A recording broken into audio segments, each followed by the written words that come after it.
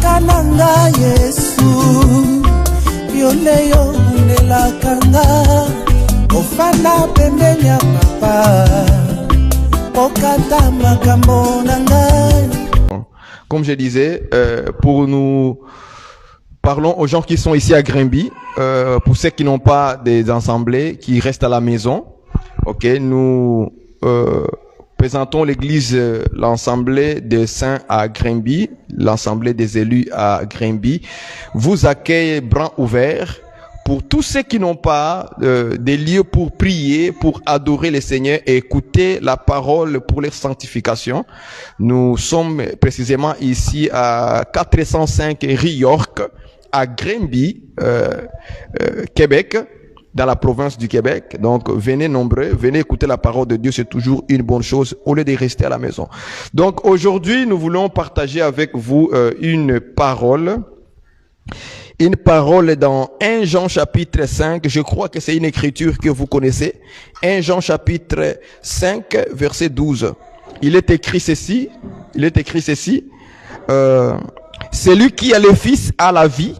Celui qui n'a pas le Fils de Dieu n'a pas la vie. C'est seulement cette écriture que nous voulons partager avec vous aujourd'hui pour que nous puissions nous exhorter. Aujourd'hui. Celui qui a le Fils a la vie. Celui qui n'a pas le Fils de Dieu n'a pas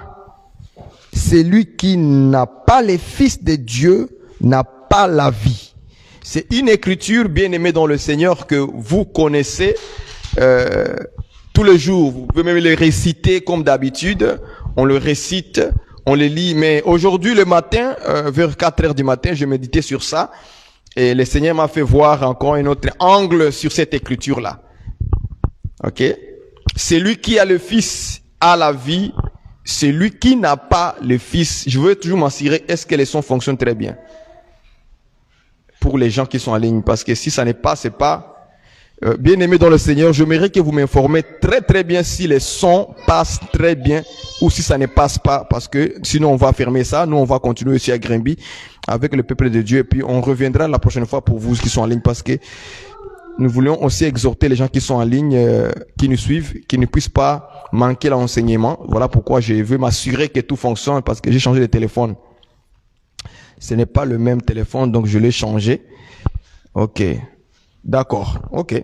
Maintenant là, je continue tout droit, je ne m'arrête plus. Ok. Donc, celui qui a le Fils a la vie. Celui qui n'a pas le Fils de Dieu n'a pas la vie.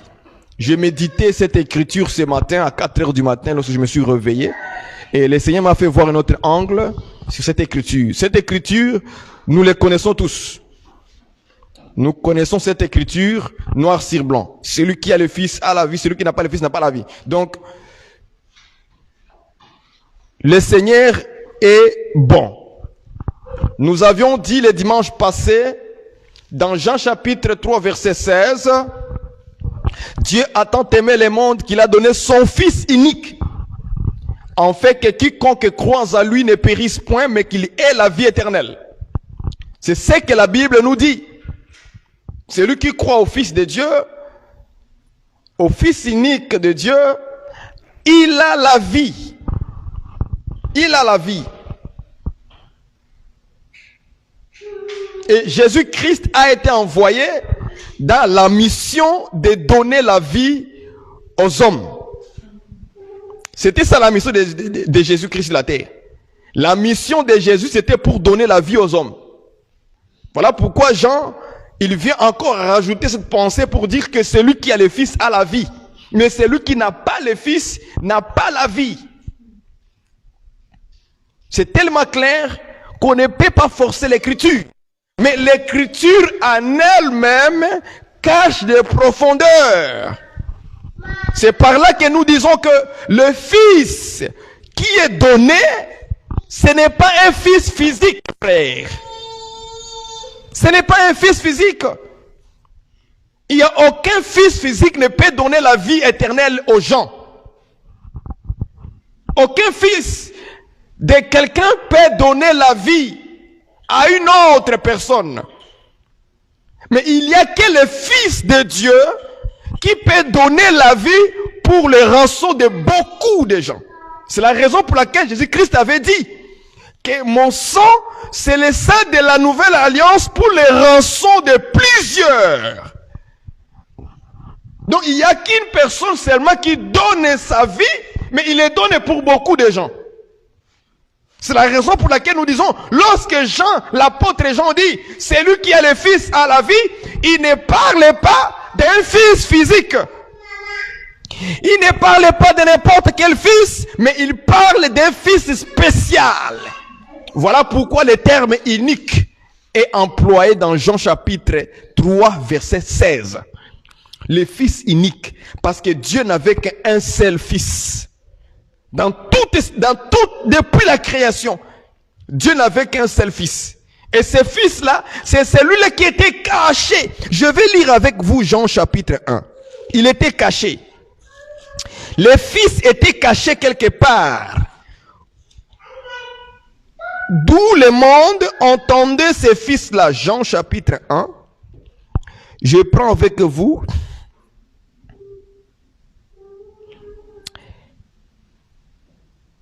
Je prends avec vous le verset 14. La parole a été faite chair, et elle a habité parmi nous, pleine de grâce et de vérité. Et nous avons contemplé sa gloire, une gloire comme la gloire du Fils unique venu du Père. Vous avez vu ça? On nous dit que Jésus-Christ est la parole faite chair. Elle est venue habiter, donc cette parole qui était faite chair, elle est venue habiter parmi nous, pleine de grâce et de vérité. Et nous avons contemplé sa gloire, une gloire comme la gloire du Fils unique, venu du Père. Vous voyez ça? Je descends au verset 18. Personne n'a jamais vu Dieu. Écoutez ça. Personne n'a jamais vu Dieu. Le Fils unique. Vous avez vu ça? Le Fils unique qui est dans le sein du Père. Et c'est lui qui l'a fait connaître. Vous voyez maintenant là où se trouvait le Fils unique. Il se trouvait où? Dans le sein du Père. Voilà pourquoi nous disons qu'il ne s'agit pas d'un fils physique. Mais il s'agit d'un fils qui était dans le sein du Père. Lorsque quelqu'un est dans le sein du Père, c'est qu'il est à l'intérieur de Dieu. Donc, une personne qui vit à l'intérieur d'une autre personne. Si on veut l'employer des mots faciles, des mots simples pour que l'on puisse se comprendre. Donc, une personne qui est dans une autre personne. Et c'est là où nous venons détruire la doctrine de la distinction, où on va vous dire que Jésus le Fils n'est pas le Père n'est pas le Fils. Ce n'est pas ça la Bible. Ce n'est pas ça la Bible. La Bible, c'est prêcher les Écritures. Lorsque vous les présentez, vous devez être sûr que vous avez réussi par la révélation du Père. Parce que la Bible dit que c'est le Père qui révèle le Fils. Et le Fils aussi révèle le Père. Je ne sais pas si vous me comprenez. Donc, voilà la raison pour laquelle lorsque Jésus-Christ a posé la question aux disciples, qui suis-je moi? Pierre est sorti, dit, tu es le Christ, le Fils de Dieu. Et Jésus dira que ça là, ce n'est ni le sang ni la chair qui t'ont révélé. Mais c'est mon Père qui est dans le cieux qui t'a révélé. Donc, on a révélé à Pierre que Jésus, c'est le Fils de Dieu. Donc, vous voyez que le mot Fils de Dieu n'est pas venu par la chair, mais cela est venu par la révélation du Père. C'est la raison pour laquelle beaucoup de gens comprennent Jésus-Christ dans la chair, mais ils ne comprennent pas Jésus-Christ selon la révélation. C'est deux choses différentes. Nous devons comprendre Jésus-Christ dans la révélation et non pas Jésus-Christ dans la chair. C'est ça ce que Paul a dit. Nous ne connaissons pas Christ dans la chair. Voilà pourquoi il y a beaucoup de gens qui demandent quelle est la couleur de Jésus, quelle est la couleur de la peau de Jésus-Christ. Donc Jésus, il cherche la couleur de la peau de Jésus physiquement. Comment ces gens-là vont comprendre Jésus dans la révélation s'il reste encore dans la chair et le sang? Nous, on ne reste pas dans la chair et le sang. Nous restons dans la révélation. Acclamez le Seigneur. Nous restons dans la révélation. Donc, le mot fils de Dieu, ce n'est pas une question de la chair et le sang. Non, non. Fils de Dieu, c'est une révélation. Voilà pourquoi Jésus-Christ a dit à Pierre, tu es heureux, Simon Pierre. Nous devions être heureux parce que nous avons compris Jésus-Christ, fils de Dieu dans la révélation. C'est la guerre de tout le temps. On peut citer fils de Dieu partout. Mais si on ne le comprend pas dans la révélation, nous sommes encore dans la chair. Nous sommes encore dans le sang. Et nous n'avons pas le point la vie. Nous avons la vie lorsque nous comprenons Jésus-Christ dans la révélation. C'est la raison pour laquelle Paul a dit, c'est par la révélation de Jésus-Christ que j'ai eu tous ces mystères. Même le nom fils de Dieu, il te faut une révélation, c'est tout un mystère. Fils de Dieu est un mystère. Fils de Dieu, ce n'est pas un langage humain. Non, non, ce n'est pas un langage humain. Il te faut une révélation pour comprendre ces choses-là. Il te faut que Dieu te révèle le Fils. Lorsqu'il révèle le Fils en toi, là tu auras la vie. Mais si Dieu ne le révèle pas en toi, même si tu parles de la manière des hommes, tu n'auras pas la vie. C'est pourquoi Jean dit, c'est lui qui a le Fils. Qui est ce Fils-là? Vous pensez que c'est un Fils physique qui viendra habiter en vous, en moi? Frères et sœurs, ça ne sera pas un Fils physique qui viendra habiter en moi ou en toi. Ça sera un Fils d'une autre manière à le comprendre. Donc ce Fils-là qui donne la vie à nous doit avoir une révélation, une explication dans la vie de tout à chacun de nous. Et voilà pourquoi lorsque tu portes le Fils dans ton cœur, dans ta vie, tu es jaloux de ça. Parce que tu ne veux pas le perdre. Est-ce que vous comprenez ça? Alors aujourd'hui, nous allons comprendre le Fils qui habite en nous aujourd'hui. Le Fils qui habite en toi. Ok? On va comprendre ça, le Fils qui donne la vie. Regardez d'abord première interprétation de l'écriture. Je vais prendre avec vous, expliquer la vie. Hein. Regardez comment on explique la vie. Regardez comment on explique la vie. Regarde. C'est lui qui a Genèse chapitre 2. Genèse chapitre 2. Je prends avec vous Genèse chapitre 2. Je vais expliquer un peu la vie. Hein. La vie. Écoutez comment on dit la vie. Comment on explique la vie. Genèse chapitre 2, verset 7. L'Éternel Dieu forma l'homme dans la poussière de la terre. Il souffla dans ses narines un souffle de vie et l'homme devint un être vivant. Dans d'autres versions, on dit et un homme devint une âme vivante. Genèse 2, verset 7. Dieu forme l'homme, il forme l'homme de la poussière de la terre, il finit son travail. Dès que Dieu finit son travail, il souffle dans ses narines, dans son nez. Dans son nez, il souffle. Qu'est-ce qu'il a fait? Souffler, n'est-ce pas? Et la Bible appelle ça le souffle de vie. Vous comprenez ça? On appelle ça le souffle de vie. Il n'y a pas une différence entre le souffle de vie et la vie. C'est la même chose. Donc on peut dire souffle de vie ou la vie. Je ne sais pas si vous me comprenez. Donc, quand Jean dit que c'est lui qui a le Fils à la vie, on pourra aussi dire, en d'autres termes, c'est lui qui a le Fils à le souffle de vie. Parce que vous me comprenez. C'est clair, n'est-ce pas? Ok. Donc, nous pouvons dire qu'Adam aussi avait en lui le Fils. Parce qu'on a soufflé en lui on lui a donné dans son cœur le souffle de vie.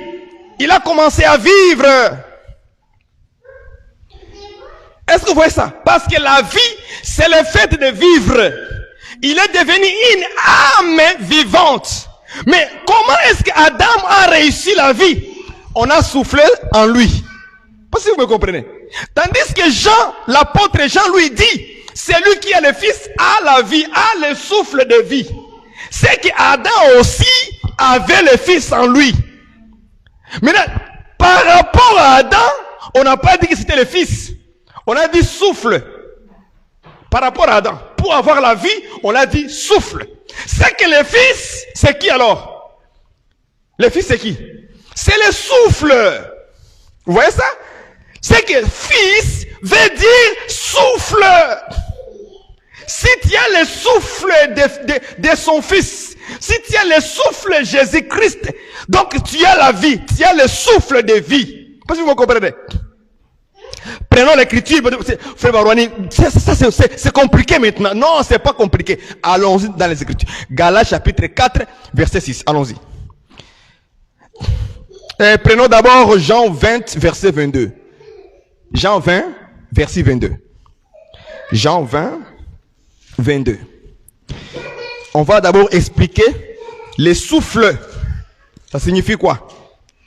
Les souffles. Jean 20, 22. Je lis avec vous Jean 20, 22. On dit ceci.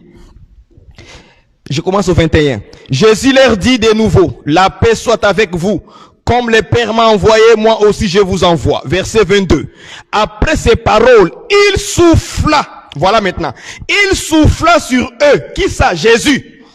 Il souffla sur eux et il leur dit, recevez quoi?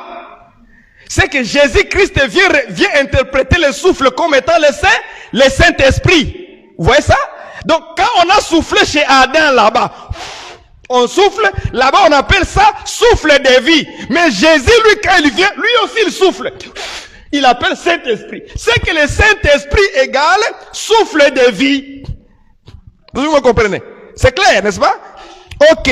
Maintenant, regardons Galates chapitre 4, verset 6. Galates, allons-y rapidement. Galates 4, verset 6. Je vous dis que ces choses, ce ne sont pas pour les enfants qui sont encore au lait, mais c'est pour les gens qui sont matures et sages dans les choses du Seigneur et qu'ils comprennent rapidement les révélations de l'Esprit. Pas les révélations, pas des choses inventées. Non, des Écritures. Les Écritures. Prenons 4, verset 6. 4, 6, il dit ceci. Et parce que vous êtes fils, ok? Parce que vous êtes fils, Dieu a envoyé où ça? Dans vos cœurs. Il a envoyé quoi dans notre cœur? Il a envoyé quoi? L'esprit de son fils. Vous voyez ça? C'est que dans notre cœur là, il y a qu'on appelle esprit de son fils. Donc quand on dit fils, ce n'est pas un fils physique comme ça là qui vient, un bébé. Non frère, tu es encore dans la chair et tu es encore dans le sang. Parce que vous comprenez?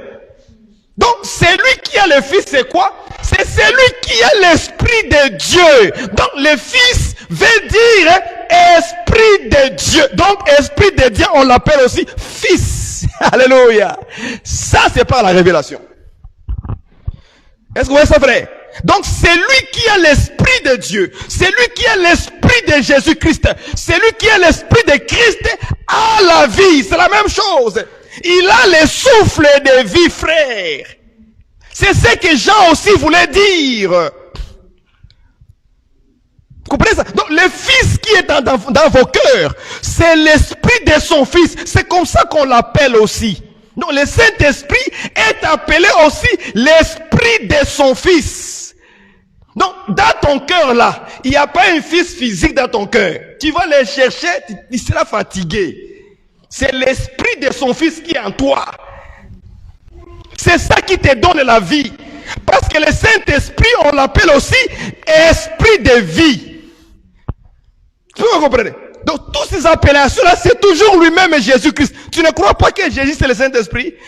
Des Corinthiens. Des Corinthiens, chapitre 2, verset 17. Allons-y rapidement. Vous blaguez trop. Des Corinthiens, chapitre 2, verset 17. On dit ceci. Et plutôt, des Corinthiens, chapitre 3. Des Corinthiens, chapitre 3. Verset 17.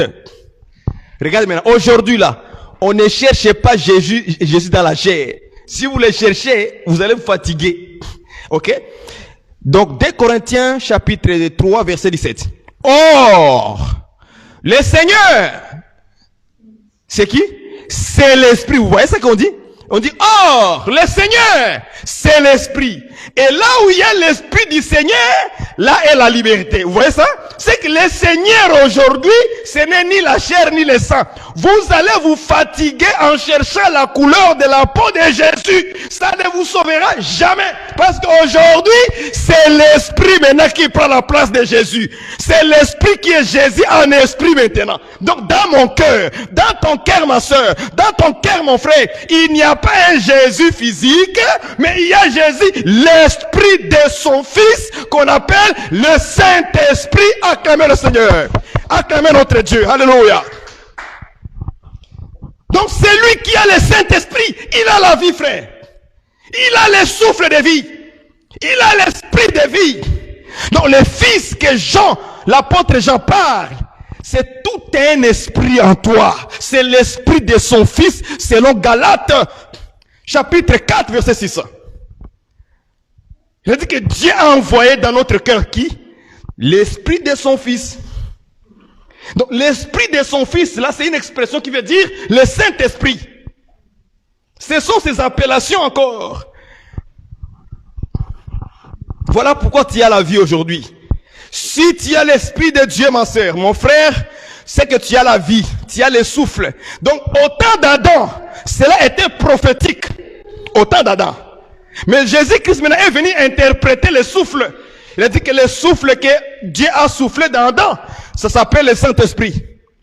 Or, le Saint-Esprit doit demeurer dans nos cœurs. C'est pourquoi l'âme d'Adam était devenue vivante. Parce que l'âme d'Adam était morte.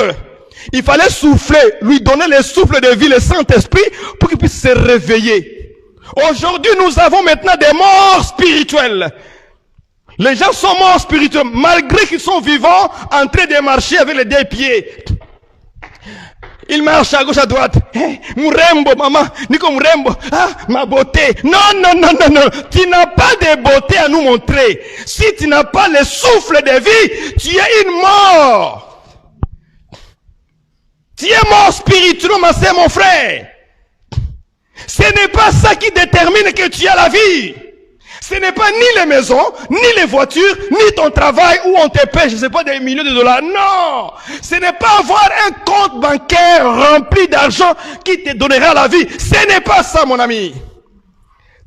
Ce qui donne la vie éternelle, c'est l'Esprit de Dieu dans l'homme. C'est ça qui donne la vie à l'homme. Tous ceux qui ont reçu le Saint-Esprit, ils ont amené la vie. La vie est là. L'esprit de vie est là. Le Fils est là. C'est l'Esprit du Seigneur. Vous voyez pourquoi nous marchons avec joie. Nous marchons avec assurance. Parce que l'Esprit de joie est là. Car l'Éternel est notre joie. Quand Dieu devient ta joie, c'est l'Esprit de Dieu qui provoque cela en toi, frères et sœurs. Vous ne pouvez pas avoir le vrai amour sans le Saint-Esprit. Vous ne pourrez jamais avoir la paix sans le Saint-Esprit. Tu ne pourras jamais être fidèle sans l'Esprit. Tu ne pourras jamais avoir la bonté sans le Saint-Esprit. Tu ne pourras pas avoir la compassion, la miséricorde sans le Saint-Esprit. Il faut que lui soit là. Et lorsqu'il est là, tous les fruits là se manifestent facilement, sans forcer. Parce qu'il agit. Le Saint-Esprit aussi il agit. Comme on l'appelle l'esprit de vie, il agit pour donner la vie aux gens. C'est sa mission que Dieu a envoyée dans nous. Dieu Dieu a envoyé le Saint-Esprit pour nous donner la vie. Il a envoyé son souffle pour nous donner la vie. Le Saint-Esprit a plusieurs appellations. Dans chaque appellation, il doit opérer. Quand on l'appelle l'esprit de vie, il vient donner la vie. Il se manifeste pour donner la vie. Quand on l'appelle l'esprit de gloire, il vient pour manifester la gloire de Dieu sur toi. Quand on l'appelle l'esprit de vérité, c'est qu'il vient enseigner la vérité. Est-ce que vous comprenez? Quand on l'appelle l'esprit de Christ, c'est qu'il vient manifester l'huile, l'onction de Dieu dans la vie des gens. Quand on l'appelle consolateur, parce qu'il joue dans ce moment-là, ses caractères, ses rôles de consoler le peuple. Parce que vous me comprenez? Donc, dans chaque mot que le Saint-Esprit porte, a un rôle à jouer, à faire, une action à accomplir.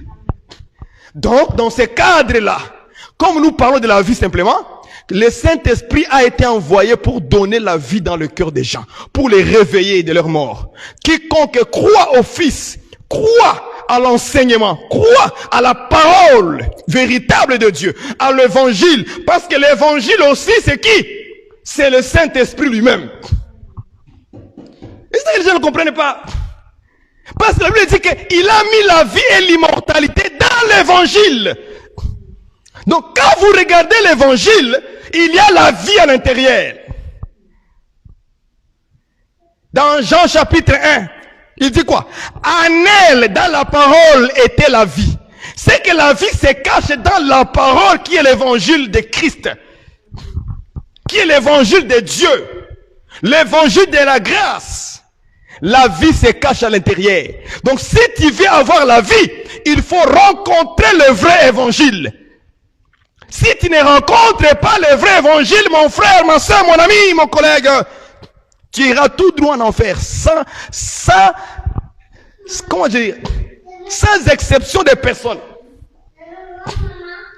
Dieu n'épargne pas les gens parce que tu es gentil.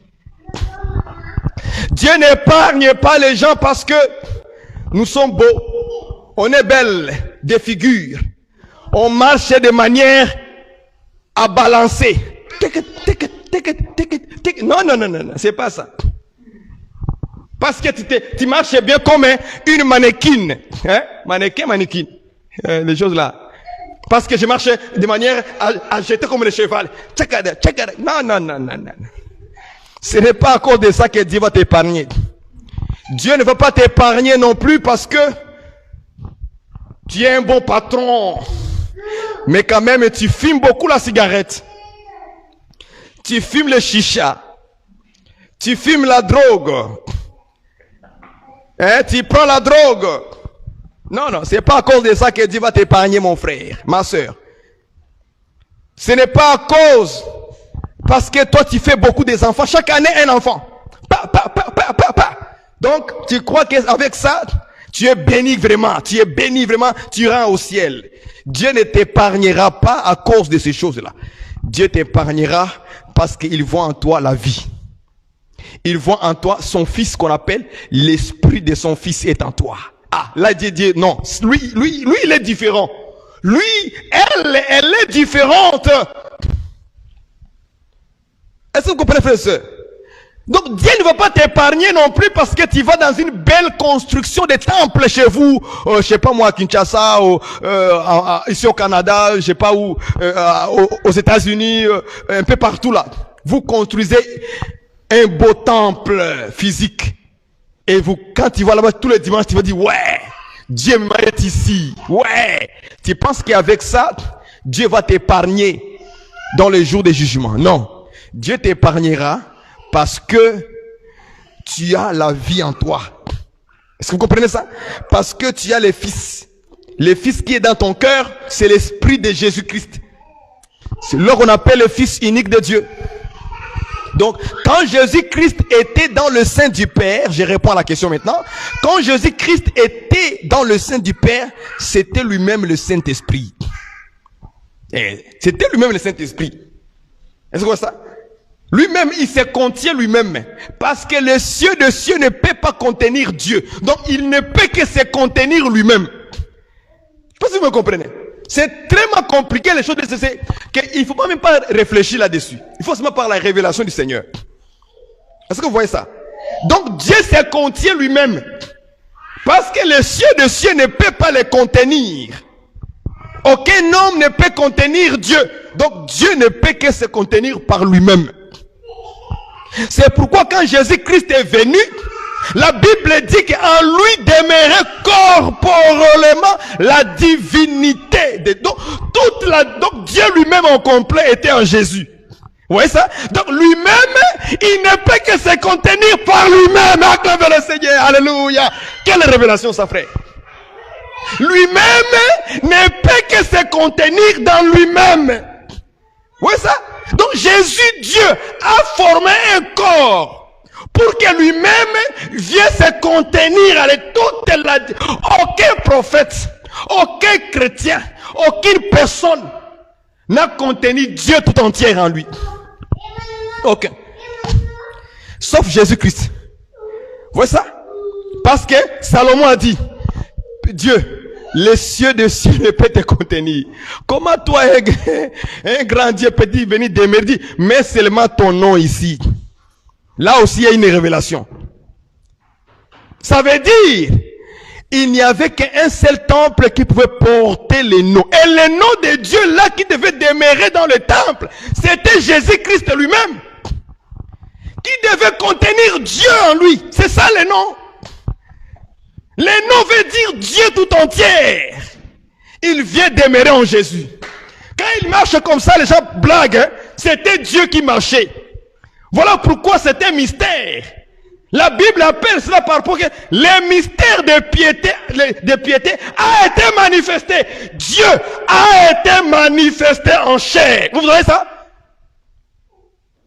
Ça c'est Paul qui dit ça. Il dit le mystère de piété est grand. Pourquoi il est grand? Pourquoi il est grand? Parce que Dieu a été manifesté en chair. Donc tout Dieu là, le grand Dieu là, est descendu dans un corps de Christ, de Jésus. Il est rentré à l'intérieur. Quand il rentre dedans là-bas, Jésus, le fils de Marie, mais il ne comprenait pas qu'il parlait avec Dieu. Quand quelqu'un saluait Jésus comme ça, bonjour Jésus, Yeshua HaMashiach, comme d'autres disent en hébreu là, moi je ne suis pas hébreu. Je suis juif en esprit, spirituel, mais pas physique. Malgré que j'ai beaucoup de barbe. Si vous comprenez ça, frère, quand les gens saluaient Jésus comme ça, bonjour Jésus, ils ne voyaient pas qu'ils saluaient Dieu. Ils devraient être heureux. Mais leurs yeux les empêchaient de comprendre. Parce que la chair de Jésus, c'est tout un mystère. Si je viens encore expliquer la chair de Jésus, les gens cherchent la couleur de la peau de Jésus aujourd'hui. Jésus avait quelle couleur? Mais il était juif, non? Mais il était quoi alors? Noir. Et les gens se battent là-dessus. Oh, Jésus était noir. Vous allez aller en enfer avec le Jésus noir. Jusqu'aujourd'hui, les gens n'ont pas encore compris Jésus-Christ, le Fils de Dieu, c'est qui? C'est quoi? Et il est où? Il est en moi, il est en toi. Est-ce que vous comprenez ça? Le Saint-Esprit est en nous. Et Jésus-Christ était Dieu manifesté en chair. C'est ça la Bible. On ne peut pas dire autrement. C'est Dieu manifesté en chair. Dans Louis II, on dit, c'est lui qui a été manifesté en chair. C'était qui? C'était Dieu. Donc Dieu, il s'est formé lui-même. Il s'est formé pour lui une maison, un corps, un temple. Et puis il dit que Christ en entra dans le monde et dit, tu m'as formé un corps pour faire au Dieu ta volonté. Vous voyez ça? Pour faire au Dieu ta volonté. C'est parce que Dieu ne peut faire que sa propre volonté. C'est ça le mystère qui est caché, voilé pour plusieurs personnes. Donc, celui qui a le Fils a la vie. C'est celui-là qui a le Saint-Esprit. Il a réussi les souffles de vie, les souffles de Jésus-Christ, les souffles de Dieu, comme dans Genèse 2, verset 7. Alors ton âme sera vivante. Or, ton âme à toi, c'est ton cœur. Alors, ton cœur va vivre. C'est ça que Paul a dit dans Galates chapitre 4, verset 6, que Dieu a envoyé dans nos cœurs, dans notre âme, dans notre esprit. Il a envoyé l'esprit de son Fils. Donc, celui qui a l'esprit de son Fils, il a le souffle de vie, il a la vie. Comme Adam aussi avait réussi le souffle de vie, la vie en lui, Dieu lui avait donné le Fils.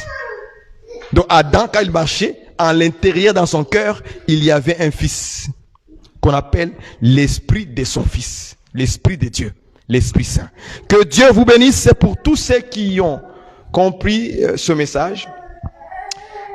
Que Dieu vous bénisse, qu'il vous encourage encore une fois à marcher selon l'esprit de son Fils, de vous réjouir dans votre cœur lorsque l'esprit de Jésus-Christ se manifeste en vous avec les dons spirituels, en vous donnant la joie, le bonheur ici-bas sur la terre. Réjouissez-vous pas dans le Seigneur, je le dis encore, réjouissez-vous dans le Seigneur pour ce qu'il nous a donné, les Fils dans notre cœur. Nous allons prier. Éternel notre Dieu, nous te bénissons, nous te rendons grâce, nous te disons merci pour ton amour, ta grâce, ta bonté. Toi qui as envoyé l'esprit de ton Fils dans nos cœurs, en fait qui crie Abba Père. Nous élevons ton Saint-Nom, Seigneur Jésus, toi qui nous as pas oubliés, car tu l'avais dit, que les consolateurs que j'enverrai en mon nom, il viendra en vous, il sera en vous, sur vous et avec vous. C'est pourquoi, Seigneur, nous te prions de nous guider, nous diriger, nous enseigner, nous convaincre tout à chacun de nous, Seigneur notre Dieu. Et aussi pour ceux qui n'ont pas encore eu le Fils dans leur cœur. Ils n'ont pas encore cru à l'évangile, à la parole. Ils n'ont pas encore reçu le Saint-Esprit dans leur vie. Seigneur, toi qui connais mieux le cœur de chacun, et ceux qui sont, Seigneur, appelés à connaître, à comprendre l'évangile de leur salut. Oh Dieu, accorde à l'église, à tout un chacun de nous, la puissance de l'esprit, la force de l'esprit, le courage de l'esprit, la vie de l'esprit, l'amour de l'esprit, la paix de l'esprit, la joie de l'esprit, la bonté de l'esprit, la miséricorde de l'esprit. Que tout soit, Seigneur, par l'Esprit de Dieu, même dans nos prières, que nous puissions prier par l'Esprit de Dieu. Seigneur, au nom de Jésus-Christ, ouvre-nous nos yeux spirituels, illumine les yeux de nos cœurs, pour que chaque jour nous puissions contempler ta parole. Au nom de Jésus, ainsi nous avons prié. Amen. Que Dieu vous bénisse. Nazakomata ngai, nazakomata ngai, nga nazakomata.